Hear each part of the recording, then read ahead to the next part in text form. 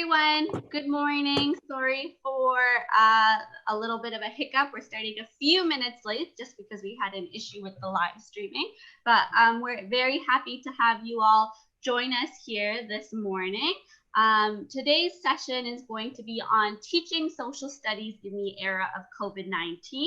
We here at the ACS conducted a survey towards the end of the summer, specifically geared towards high school teachers, to see how teachers are feeling about classroom teaching in the midst of the pandemic.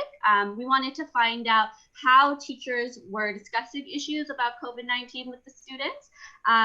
We're going to start the session off by getting the ACS president who will be doing a quick presentation on our survey results. So Jack, you can take it away. Okay. Host disabled participant screen sharing. Okay. Oh, okay.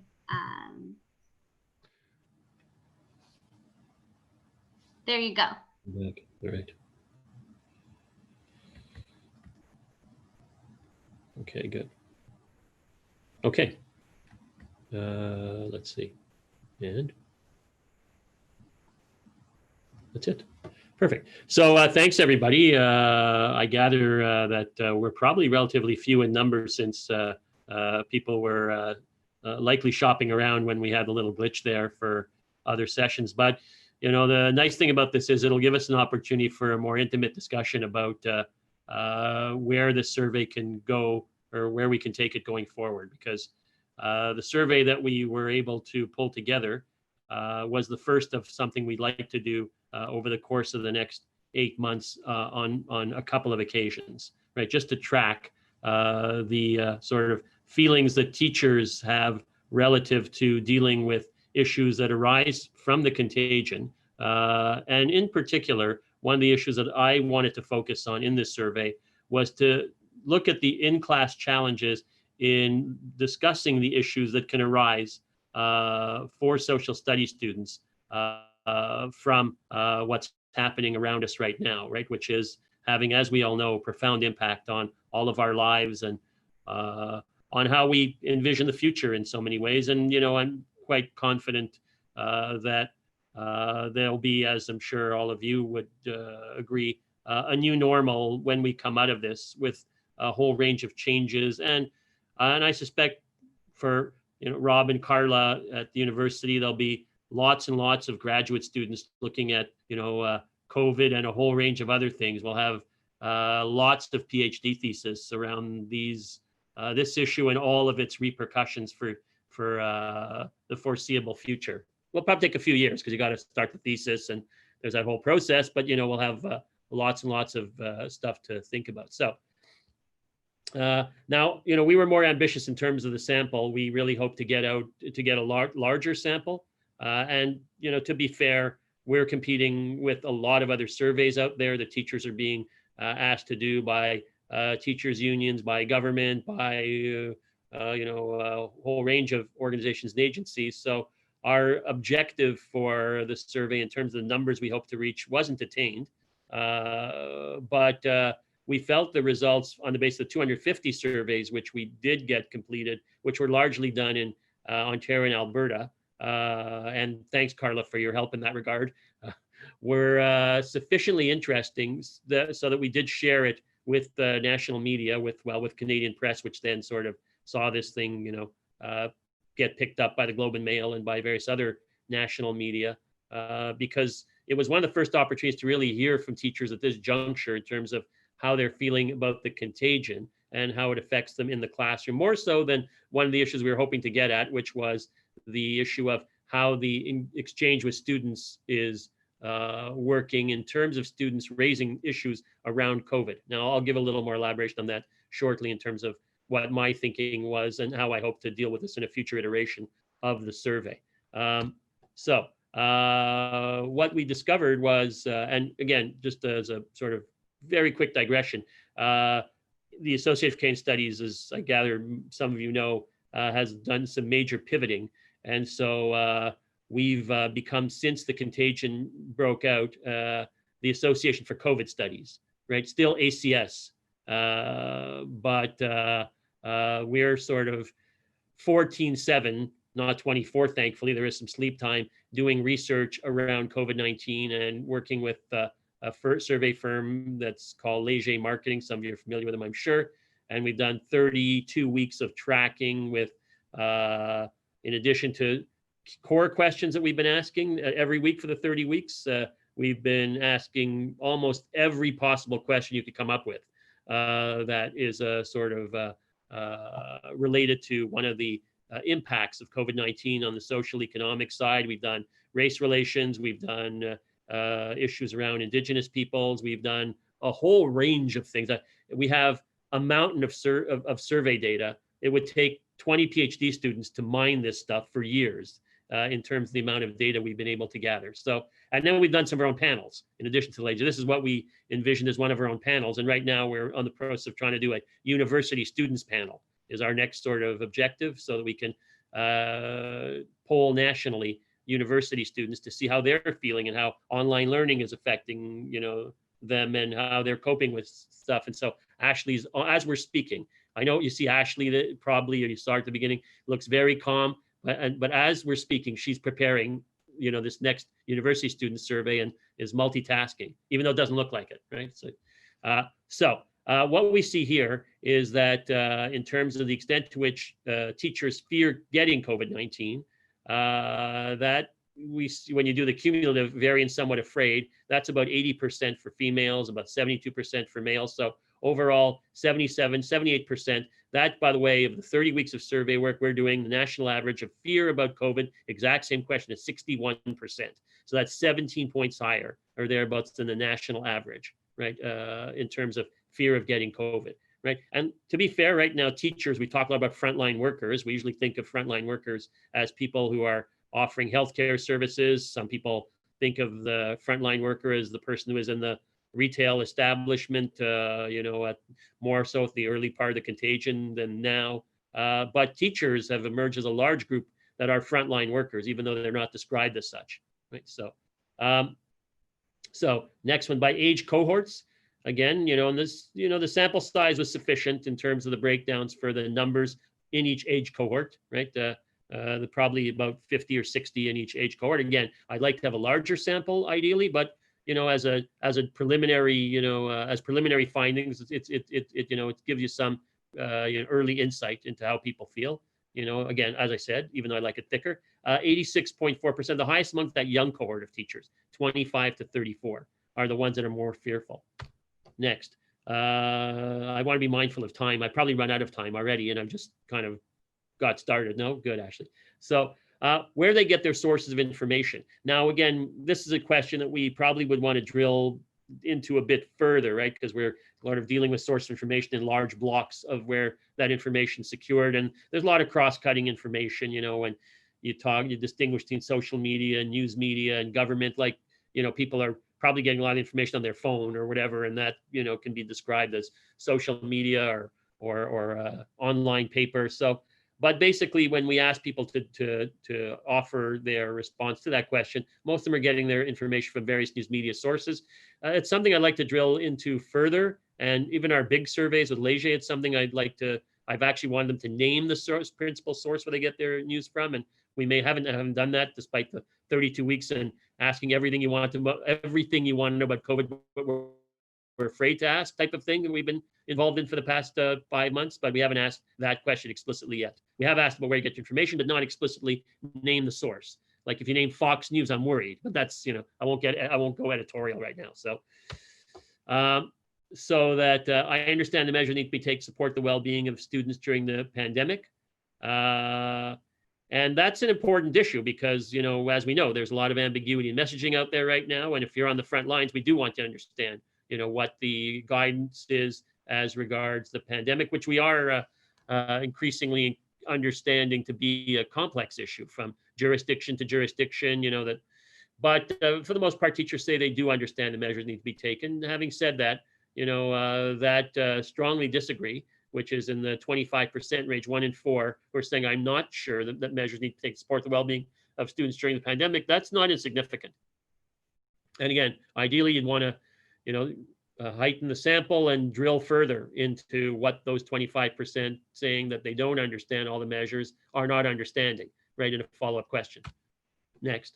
So here, majority of teachers surveyed are not confident about their ability to uphold safety protocols. That's a very serious issue, right? So, and we've tried different things. Now, remember, by the way, the survey was designed by the teachers predominantly in terms of those questions, not the fear of COVID question, that was us, but in terms of some of these other questions, they were designed in consultation with the group of teachers from across Canada. In other words, Rachel, Kevin, and leaders, educational leaders of those associations. So here's what we came up with there with the ensuring the integrity of evaluating student performance. That's the area that people were least worried about, or teachers were least worried about, right? Their highest concern was upholding safety protocols within the classroom, right? So again, sort of a elaboration on what we saw in the previous question. But again, high confidence. This is interesting. This isn't what I expected, right? There's a bit, for me, slightly counterintuitive, but good news. High confidence about teachers' commitment to discussing COVID-19 concerns with students, right? And the ability to share accurate information, 95%. Teach how to find accurate information, 92%. Media literacy, 97%. Relevant health education to classroom curriculum, a little less, 81% still. Very, very high. I guess that, and I'm very pleased that, the teachers are reporting that. That was the area for me, would have been one of the most important areas to investigate, because I guess I felt that there would be guidelines from government as regards what you can say and what you can't say in the classroom to students relative to COVID-19, right? And I'm still would like to get more best practices and thicken that a bit in terms of actual situational, situational realities around what happens if student X asks this and what's your answer. That's not what we're getting into. We're getting into, yes, I can handle those things. And I'm very effective being able to handle those issues as they may arise if students have questions about COVID-19, like students, what's happening in seniors care facilities and what should we think? Not that students are going to ask that, but there are social studies classes that's not, I probably picked the wrong question, but there are many variations on the type of questions that could be asked. And I guess my thinking was there'd be more guidance or guidelines that, your union or your government would say, don't say this or don't say that. And here's the extent or limit, but that's not what we're gauging so far from this survey. Good.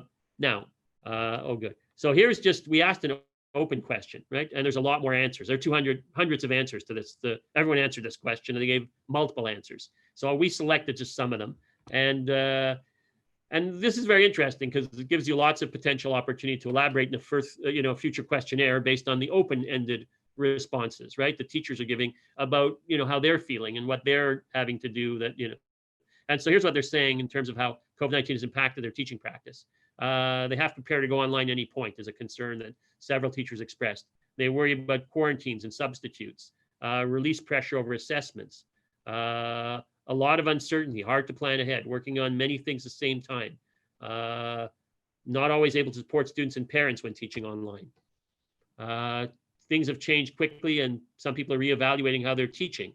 I noticed in Quebec, we have a big teacher shortage right now, and a number of teachers who are in retirement, who the government would like to come back because we have a shortage, aren't willing to do so in these circumstances, right? And no amount of financial incentive seems to be able to get a lot of them to come back, right? So less student focus, they're saying, and desire for education.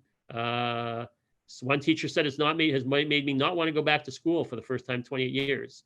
And some say it's made them feel that teachers aren't appreciated and so forth. So there's a lot more in that regard, but I'll stop there.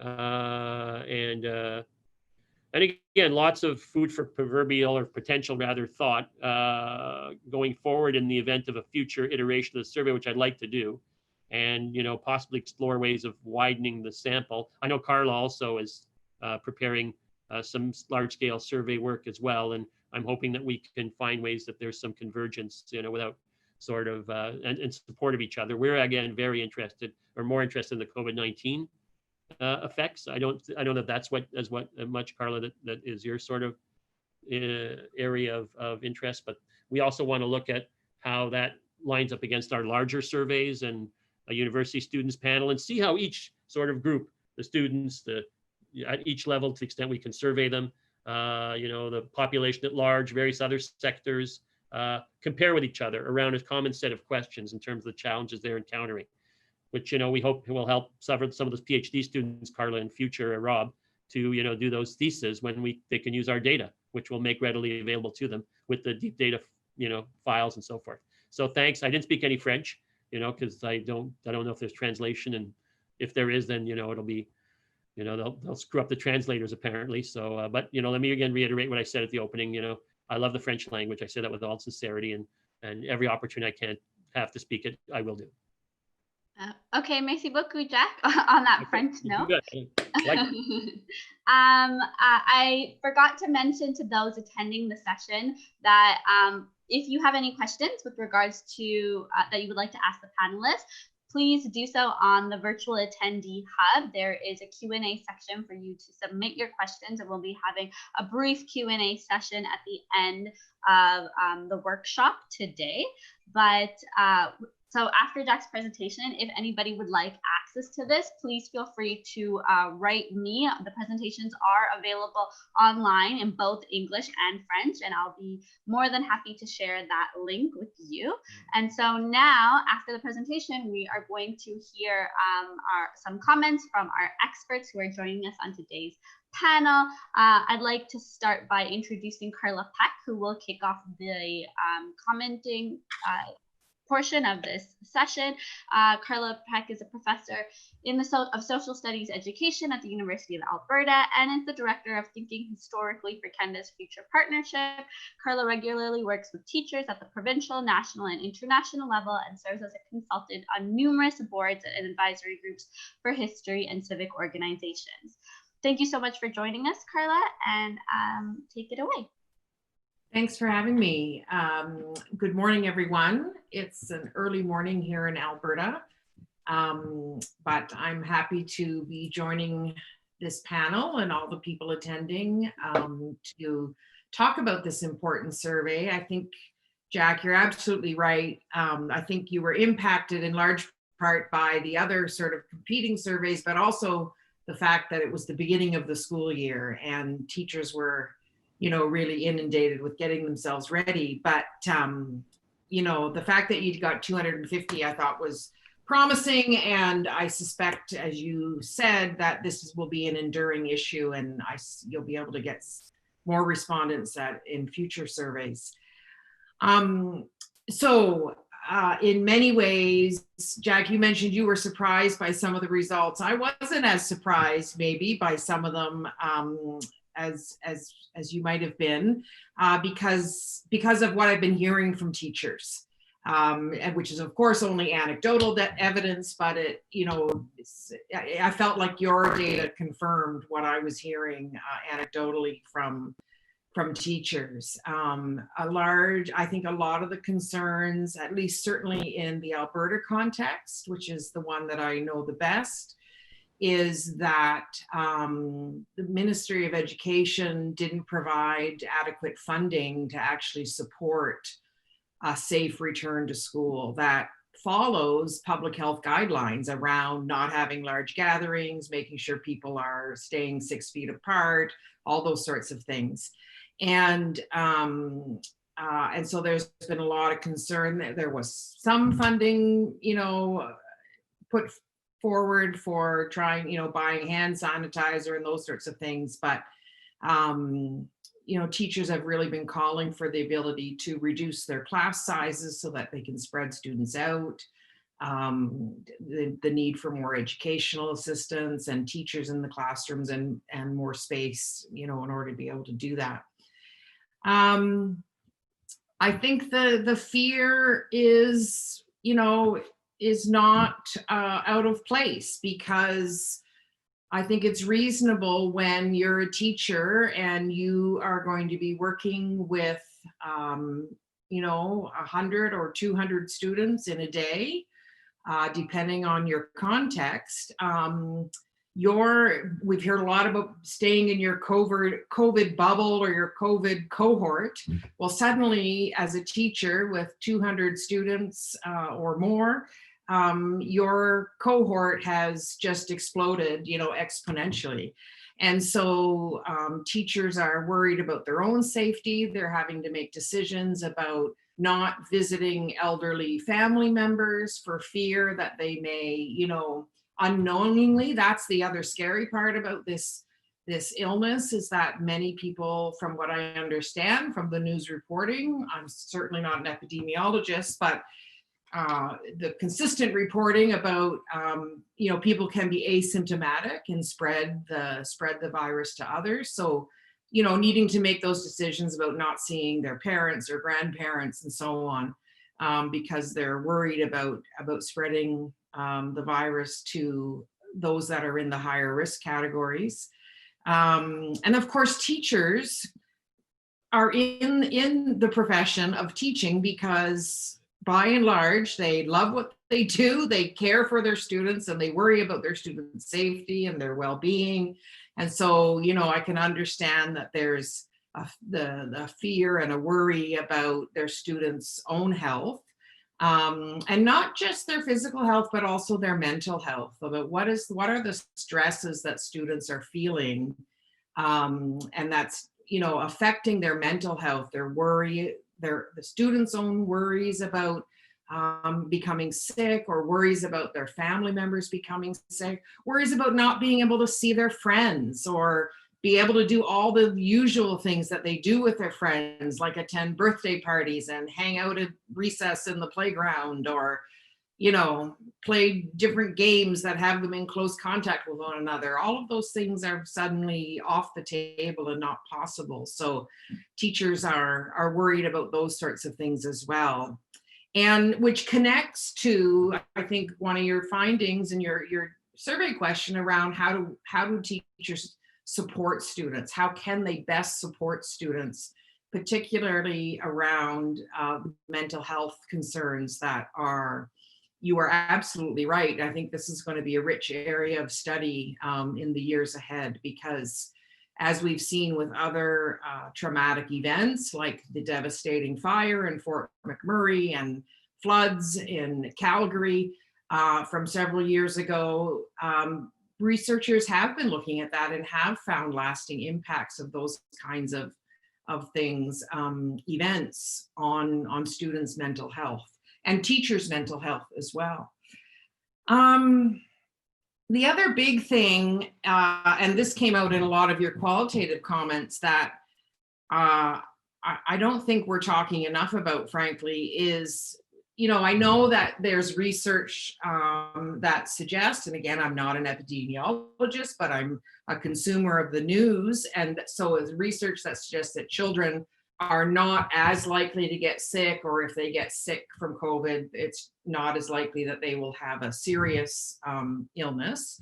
But let's say only a few children or teachers get sick across, you know, any school system. And if they do, let's hope it is a very mild case. When somebody gets sick within a school system, entire classes have to quarantine. At least that is the case in Alberta. That is the process in Alberta.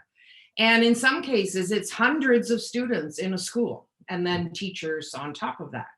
And so when that happens, there's just a constant disruption to the school life, to the life of students, to the families, the teachers, when you have to shift automatically to online, face-to-face, back to online. How do you support your students when they're now online, when it used to be face-to-face? How do families transition to, you know, how do they take care of childcare if there's two parents working outside of the home? You know, I mean, the constant disruption or the potential for constant disruption, I think, is something we need to be talking more and more about.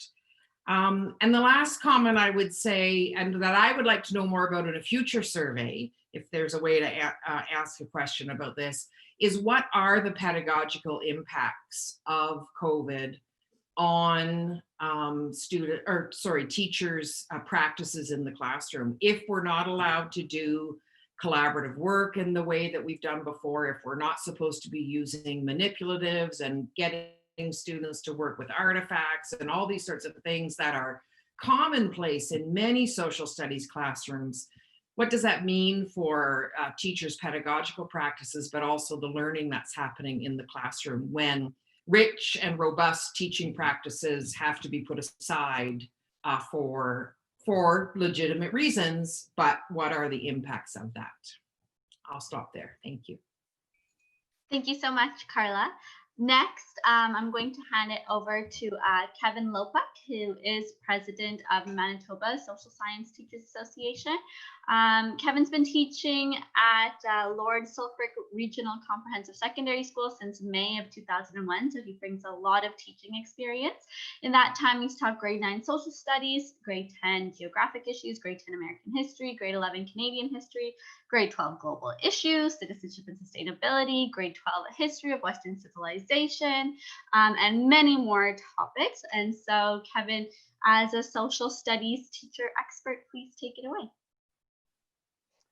Thanks so much, Ashley. You know, I had a whole thing planned here, and then Carla mentioned that last little blurb, and I think that's where I want to start, just by sort of reflecting on what you said there, Carla, about practice, because in reflecting on what to talk about here, being the one high school teacher in this session,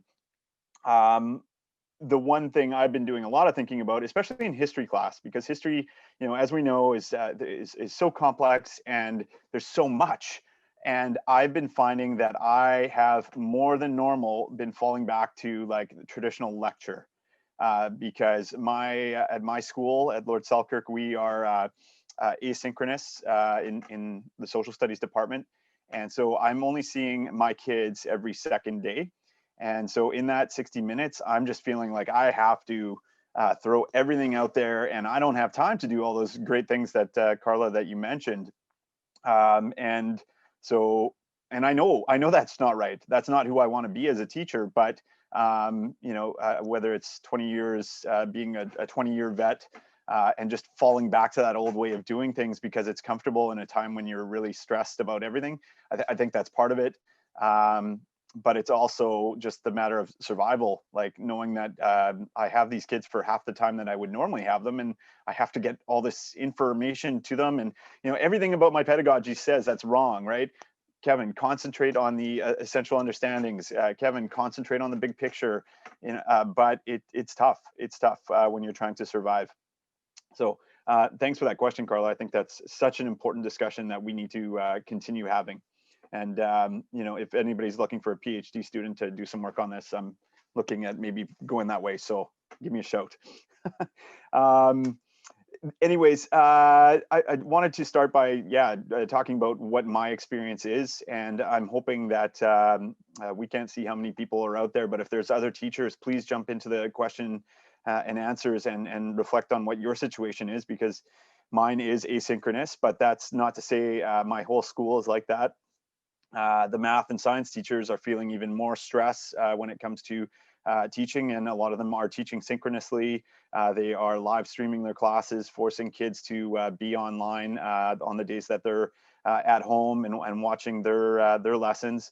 In my mind, and this is just personally, I can't see that being a good thing, especially if we were to all kids teachers were going to do that, and then all of a sudden a kid is spending 5 hours online a day, every second day. I don't think that's right. I don't think that's a good way of doing things. But I can relate to the stress that a lot of teachers are feeling, and how the math teacher I was talking to yesterday, the math department head at our school, and the stress is very, very real. Manitoba, we just yesterday, the government announced new changes to schools in Winnipeg, and Jack, you mentioned in the survey some of the mixed messaging, right? And this is key, right? So for example, 2 things out of the announcement in Manitoba yesterday: masks. Now they want us wearing medical masks. Not N95 mask, but medical masks. So what's the difference now between a medical mask and N95 mask? The masks that we've all been wearing, are there masks for us, or have they purchased them? That's getting teachers stressed. the fact that they make an announcement in Manitoba on a Friday afternoon, or sorry, not a Friday, I guess a Thursday afternoon before our PD day, and expect by Monday that teachers are going to have to make changes. And this is the way it goes. And as I said in my opening remarks, that teachers, are great. We've changed the way we do things so many times, but there's only so much we can take. It's extremely stressful. There's stories of teachers in Manitoba who go out to their car at lunch because that's the only safe spot that they can eat lunch. There's stories of teachers in Manitoba who go into their car at the end of the day and sit there and cry for half an hour before going home, because that's the only time where they have some quiet time. So it's extremely stressful. The first question that Jack asked in the survey was, am I afraid? Yeah, I'm afraid. I'm worried. I'm cognizant of the fact that this disproportionately COVID hurts and kills people older than I am. But with all my contacts at school, my wife is a teacher, my kids in kindergarten, like the amount of contacts I have, that is kind of scary, right? So I am a little bit worried. A couple other things I wanted to mention as well, this idea of where we get our news from, where people are getting their information from. And I teach in a small community or medium-sized community north of Winnipeg. And so social media is super prevalent for parents and where they get information. I'm sure a lot of small towns or communities across the country have these, group chats in Facebook or whatever. Ours is called Meanwhile in Selkirk. And, anybody can post anything in there, and then all of a sudden it blows up. And we had a case where, there was just before a stricter lockdown a couple of weeks ago, kids had this big bonfire party. And so, one parent posts in the community group that, oh, there was this party and now everybody at the school has COVID, and that meant that we had a bunch of kids not show up for a week because they were scared. So the role of social media and traditional media and where kids are getting information. And again, as I said this morning, I think it's so important. Social studies teachers are on that front line. We have to be able to teach kids, where to get this information from, how to discern if it's fake news or not, and all that. That's super important for us. And what else did I want to mention? Just lastly too, there are some positives. I do teach a grade 12 course in Manitoba called Global Issues. It's inquiry based, and that's working. It's a new curriculum based in inquiry, and that's something that we can adapt to. That's because we're taking the sage off the stage, right, and using that guide at the side, so to speak. So that is working, and my grade 12 kids are really into talking about what's happening, not just with COVID, but everything else going on. So that's, I think, it from me and what's happening in my school. Of course, every school is going to be different. Every class is going to be different. I know my wife went to school today almost in tears because she's got to make serious changes to her grade 5 classroom for Monday, and they really have no idea what or how they're supposed to do it. So with that, I will pass it over, I think, to Rob. Thank you, Kevin. I'm just going to take a second to introduce Robert, but thank you very much for your comments and being with us today. So Robert is joining us from Concordia University. And sorry, I'm just pulling up his bio. So he's the director of Center for Teaching and Learning, and where he works with the entire team to keep pedagogical and curricular innovation at the forefront. He joined the Center for Teaching and Learning in 2016, and in 2017 was appointed to the Department of Education as an affiliate assistant professor to the Center for the Study of Learning and Development. Robert, feel free to share your last comments with us. Thank you. Great, thank you, and some really, thank you, Jack, for presenting that, and Carla, you've had some really presentation changing comments on my side as well, and thanks, Kevin, for bringing up the struggles with pedagogy. I think that's that's generally where in issues like this is generally my entry point, is the pedagogy and what's going on there in terms of learning. And to that extent, I can have a few banal comments. I mean, I think what Kevin just presented is really the experience of teachers right now is even, you know, I work a lot in a university setting and university pedagogies, as well as the SAGEP pedagogies, which is roughly, you know, for those of you who aren't familiar, that roughly the equivalent of the upper levels of 12th grade, basically 12th grade and then the 13th. And so that's where I have most of my experience, but then also in speaking with some of the local secondary schools and their teachers. And it is rough, you know, it's like, it's one of the, you know, one of the interesting things about what's going on in COVID is that everything changes. But one of the interesting things is also that nothing has really changed in terms of, you know, the needs. What has, you know, in terms of, you know, what's going to work best in terms of learning here? What's going to work best if we're switching from online to face-to-face, or, you know, these are things that I think, given the time and ability to reflect, we would all find a nice equilibrium where we felt, unlike Kevin, in the moment where we're trying to survive and we're trying to react to these unpredictable circumstances, we could find, you know, with the time and space, ways of doing this that would ultimately be sustainable for our students and especially for our teachers.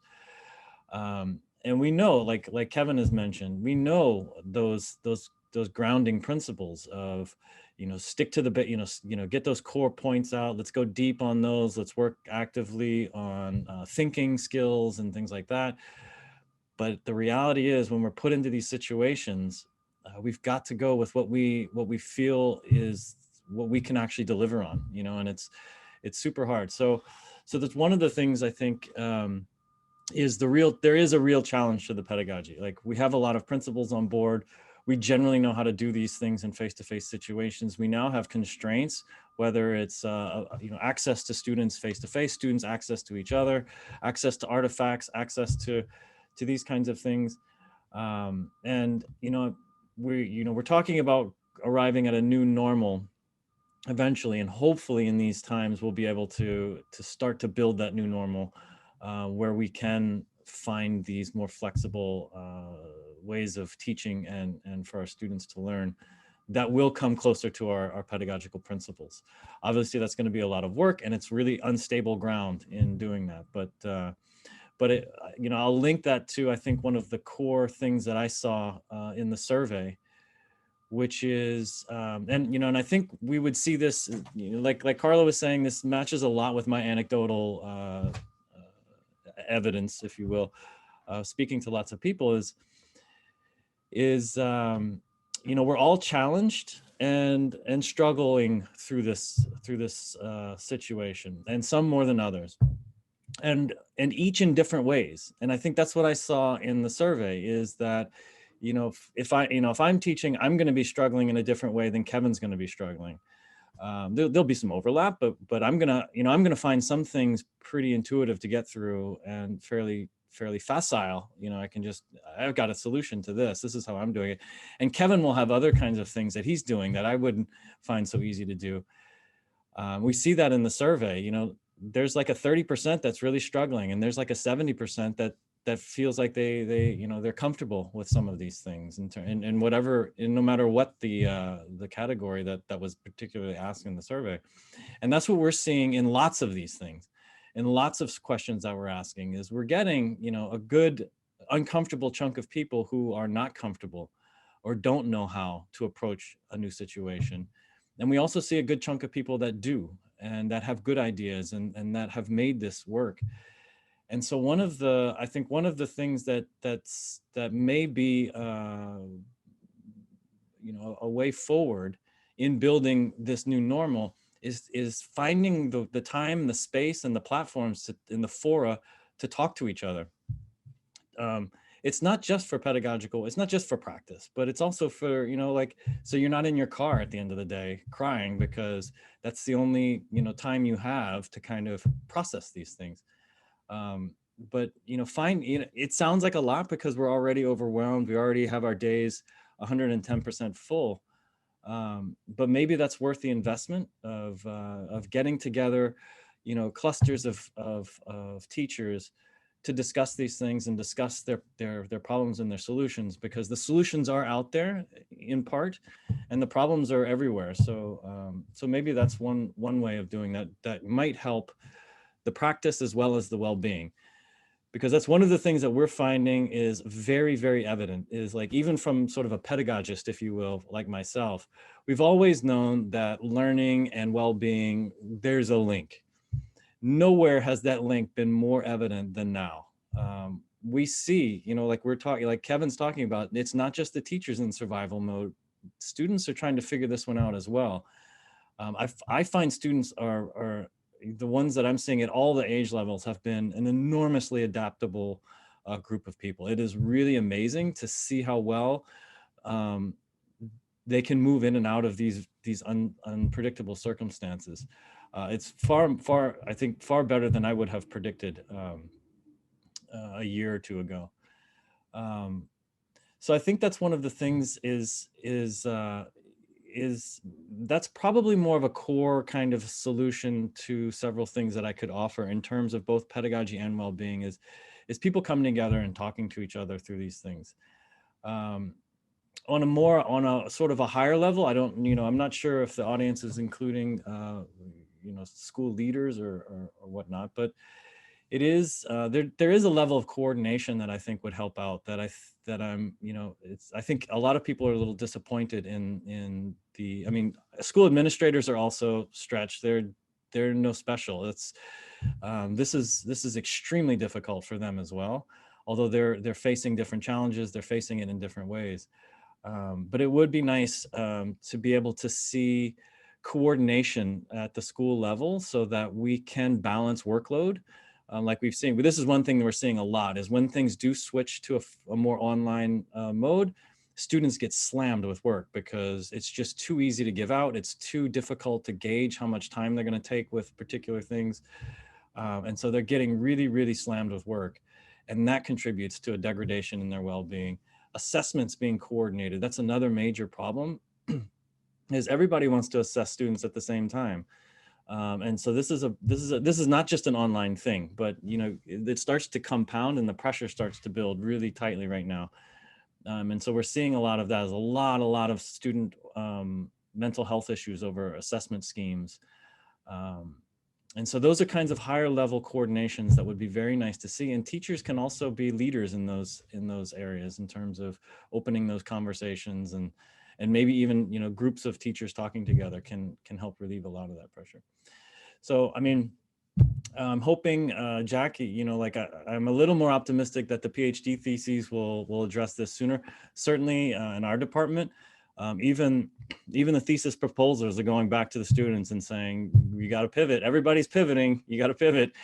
Let's start talking about it. So we're seeing already, we have, you know, several of our PhD theses have already shifted into this mode. So hopefully we'll start getting some real rich studies out there very soon. And again, like all of this contributing to our understanding of and building of a new norm moving forward. So that's it from me. I can turn it back over to Ashley and maybe we can get some questions. Yes, thank you so much, Robert, for that. I'm actually going to kind of pick and choose the order in which I pose the questions that have been asked in our Q&A, given that the most recent thing that Robert touched upon was learning and well-being. And we have two questions that tie in very closely to each other. So I think I'm going to ask them at the same time. One of them having to do with students' mental health, and then the other one having to do with teachers' mental health. So one question we have is, how can teachers identify and support their students' mental health during COVID-19? At this time, there are federal and provincial initiatives. At this time, are there federal or provincial initiatives, programs, or guidelines to tackle this issue? And the second question that had to do with teachers, the person that asked the question stated that my school division mandated a mental health professional growth plan. Mental health concerns are incredibly high for our students, but what about for the teachers? What can be done to help teachers with the increased stress and anxiety that teachers face? And I'm gonna open it to all of you, so feel free to tackle the students' mental health and then the teachers' mental health currently. If I could just jump in quickly, just to share an anecdotal story about student mental health. I remember when, in the weeks before lockdown was happening in March, I had kids who just came to my room at lunch hour because they wanted a place to be and a place to air their concerns and their worries with an adult, with a teacher. And so I think, in my experience, just that accessibility, listening to your students and being accessible to try to work through their concerns is so important.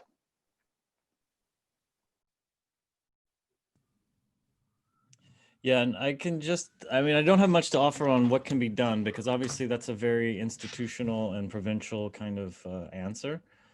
But much like what Kevin is describing, one thing that I think we've learned lately is that mental health isn't a binary. It's not you're not good, you're good. And so all of those things that we can do, like Kevin's describing, that just help relieve some of the pressure, can get ahead of that kind of stress management stuff. And so I think that's, I think that would be one of the recommendations that I might offer is creating those spaces like Kevin's talking about, informal spaces. They don't have to be therapeutic spaces, but informal spaces wherever we can, where people can just talk and feel heard and feel human again, feel like they can connect with other people. That might be one thing I could offer. Yeah, I'll just weigh in here as well. I endorse completely what Rob and Kevin have said about the importance of talking, about those informal spaces where people can get together and support one another, whether it's students or teachers or a combination of students and teachers. One thing that I wonder about, and I don't know if this exists, but I think if I was back in the elementary classroom, I am not a psychologist. I am not a specialist in trauma. So what would be helpful to me would be, what are a list of signs that I could look for in students that would help me figure out, should I be referring a student, or calling in some extra support, or at bare minimum talking to a family member to see how the student is doing at home and that sort of thing. As teachers, as people who care for children, I think most of us have a certain intuition after working with kids for so long that you can start to read students, certainly, but trauma may manifest itself, and stress may manifest itself in different ways than we might be accustomed to seeing. So I think having some guidance around that would be helpful, and hopefully some of that exists. I find it really interesting, the one question about a teacher saying the board or school district had required a mental health professional growth plan. On the one hand, I think that's really great that the board has, or district or whatever, has said, we want you to make sure you're thinking about this, because if they're saying we want to make sure you're thinking about this, they see this as an important issue. On the other hand, it's like, my gosh, that's one more thing I've got to do, sort of thing. So what do you do with the plan once you actually have written the plan down? What mechanisms are there in place for principals or board members or district personnel to actually follow up on those plans? To figure out how they're going to, if the plans are written on my laptop and no one ever sees it, then how do people know what the supports are that I actually need? So, so the communication, not only about trying, how we deal with this in those informal settings is important, but actually hearing from teachers and getting a real sense of what they need for supports is crucial as well. I just jump in with one other anecdotal story here, and it goes back to what Rob is saying about sort of, meeting with other teachers and having these conversations. I think whether this is right or wrong, I still carpool to work. And I think, you know, the carpool is one of the best places for me and my carpooling partner to just vent and talk about everything and get that out before we get home when we can actually finally relax. So I totally agree, Rob, with what you're saying, and Carla as well, that you know, the more that we could have even these informal discussions, like, it's a huge help. Yeah, and I would add, you know, I'm taking copious notes here in terms of trying to determine what we would ask in a forthcoming survey, and this is an area I think we should inquire into. We've actually have been doing 31 weeks where we have tracked mental health assessments.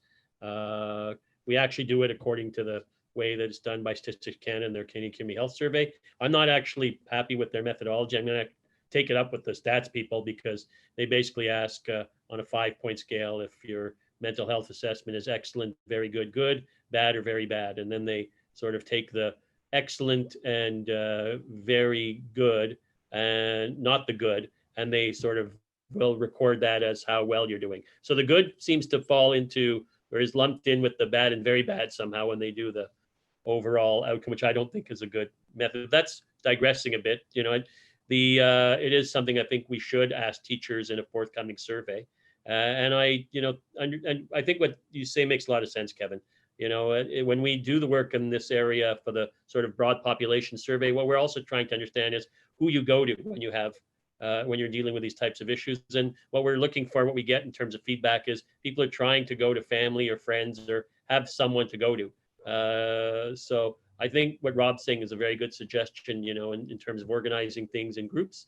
But in the more immediate, you know, need, it's the sort of, as you said, Kevin, it's the person in your carpool partner, or your family or friend, or, you know, would be, I think, the most immediate way to address this. And there are, of course, hotlines and so forth, but those hotlines are available for people who don't have recourse very often to family, friends, or others in order to share their concerns or frustrations or so forth. Thanks, Jack. On that point, I'm just going to jump to the next question, which I think Jack and perhaps Carla might be able to answer.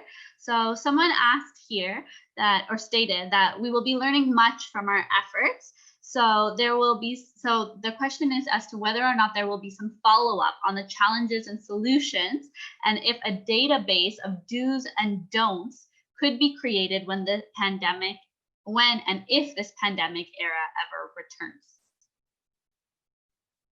Jack, we can't hear you. No, I think that's a kind of, that was optimistic. No, but if ever, you know, but I'm not sure about do's and don'ts. I mean, that's not my part. My actually idea, believe it or not, behind what we're doing is sort of a research action approach to things. So we'll compile the data and the concerns and try to share them with public officials to the extent we can do that, usually through the media. And we've, you know, been reasonably successful in getting the stuff out through the media, so we can sort of raise these, so that decision makers will be exposed to these types of issues, right? That's a bit our approach to things, and will be going forward. So whatever the sort of future looks like, that's something that will continue to do. And any feedback we can get from people who are listening to this session in terms of types of questions we can ask, because we can even, you know, get into inquiring into what people think the do's and don'ts would be, or we can ask our, you know, public officials what they think the do's and don'ts would be, so to speak. But our sort of objective and approach is limited to trying to document the phenomenon and trying, when we get the results, to share them as widely as possible and as visibly as possible, to put pressure on officials to take action where concerns are being expressed by, in this case, educators around the effects of COVID-19. Yeah, so thanks for the question. Jack mentioned in his presentation, sort of in opening comments, that I'm also working on a survey for teachers and students. Actually, there'll be another survey for students a little bit down the line. Now, you can learn more about my survey at 2 o'clock and how you can become involved. A little self-promotion there. But the focus is really on history, teaching, and learning, so not so much on COVID. But we are highly cognizant that the survey respondents, people who take the survey, are probably all of their answers are going to be through the lens of COVID right now. And so we're trying to figure out, when we're asking about teaching practices, well, if people are answering in this moment right now, that the answer might have been different, 6 months ago or a year ago.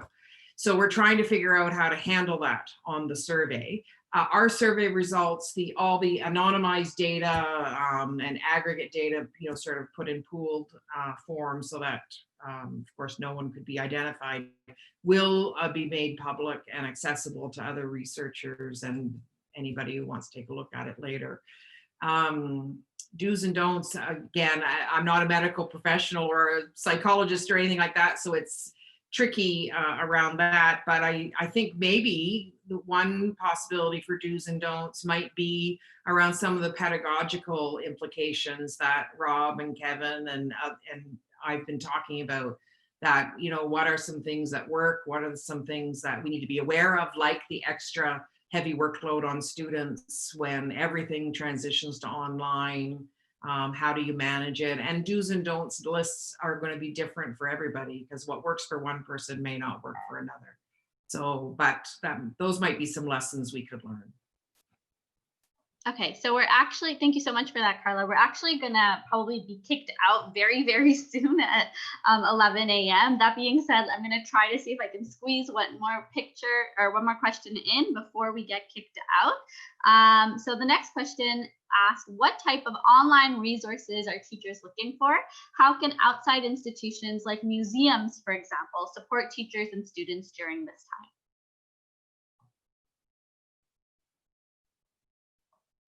Kevin? Yeah, Okay. that's a doozy. I think the best answer to that is that a lot of them are presenting those things today. So I know, in Manitoba, the Manitoba Museum has virtual tours, and the Human Rights Museum, they've all got things, and check them out in the virtual exhibitor hall and check out their sessions, because they are transitioning. In fact, my colleagues and I, we talked about being overloaded with the amount of resources that people like museums were helping us with right at the beginning of all this. Thank you for that. I'm going to ask the final question now. So please go check out the exhibitors hall. And the final question, which I think is actually a really interesting one, asks, does COVID-19 have specific impacts on how history as a discipline is taught? Does it change the way you teach about past events now that your students are living through a traumatic global event? Which I think is a great question to end on tonight. Kevin, do you want to jump in? You're in the classroom right now. Yeah, they're asking you that question, Kevin. That sounds like a PhD, actually. Gosh, how is it impacting? I mean, you're very cognizant about it.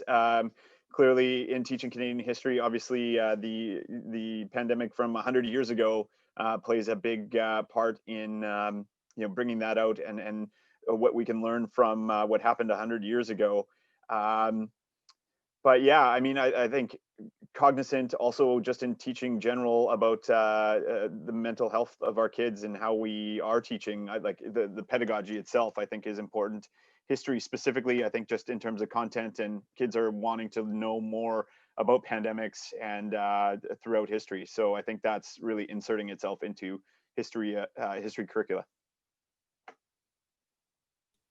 I mean, in many ways, it's a social studies educator's dream, right? Like, we don't want anyone to get sick, but it's like, wow, these are amazing. We have an election going on south of the border. We've got a pandemic. We've got like all of these topics are so ripe for conversation. So, but yeah. You look so happy, Carla. I'm happy because I didn't watch the debate last night. Yeah, so, but it does raise questions. I think the other part of that question was about how do we actually teach. Kevin, you mentioned sort of returning to more traditional methods, just because of the fact that you're online, you only see your students every other day and it's only an hour. And so you feel this pressure, right? Of making sure that you address all the learning outcomes and that sort of thing. And so, you know, I think that is a huge aspect that I think we need to study further. Well, and also, Carla, I think, given what you just said, you know, in social studies classes, not particularly history classes, but social studies classes, like there's so much going on with COVID and with the US election, like other things like the climate crisis are getting shoved aside. And it's like, oh my gosh, like there are so many other important things we need to talk about. And social studies teachers, I think we need to be cognizant of the fact that we can't overload on one or two things. We still need to, you know, fight for social justice in other areas as well. Yeah, excellent point. Okay, I guess that's it. Thank you so much to all of our panelists for joining us today. And please, I think next we have on the program Jack, do you know what's on the program next? Actually, at 1 o'clock? No? Okay, that's okay. We can't hear you, but it's all good. Next up is virtual exhibitors for half an hour break, and then the keynote session. Okay, perfect. So please go check out the virtual exhibitors. I'm just going to share our my screen here to show that our session has ended. Thank you so much for joining us today. And if anybody, as I mentioned, wanted like copies of the presentation that we gave, feel free to get in touch. Thank you so much. Thanks, everybody. Bye. Bye-bye.